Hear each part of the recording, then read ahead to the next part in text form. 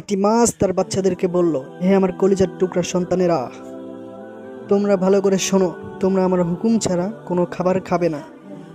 কারণ কিছু খাবারের মধ্যে বড়শি আছে, আর ভুল করেও যদি বড়শির খাবার খেয়ে ফেলো, তাহলে যদি মনুষ্য জাতি পানির মধ্য থেকে তোমাদের চিপ ধরে একটানে তোমাকে উপরে তুলে ফেলবে, তারপর তোমাদের টুকরো টুকরো করে ফুটন্ত তেলের মধ্যে ভাজি করে খাবে। মাছের এই বক্তব্য শুনে সেই ছোট মাছের কয়েকটি বাচ্চা কথা বিশ্বাস করলো না। তারা বলল, ধুর, এটি মিছে কথা। তারা তাদের মায়ের কথা অমান্য করে বড়শিযুক্ত খাবার খেয়ে নিজেরাই মানুষের খাবারের পরিণত হলো। ঠিক একইভাবে নবীরা বলেছেন, মৃত্যুর পরে জাহান্নাম আছে, জান্নাত আছে, শান্তিও ব্যবস্থা আছে, শাস্তির ব্যবস্থা আছে। কিন্তু কিছু মানুষ তাদেরকে অস্বীকার করে বলেছে এইসব বানোয়াট মিথ্যা কথা। তাদের পরিণাম সেই মায়ের মতনই হবে।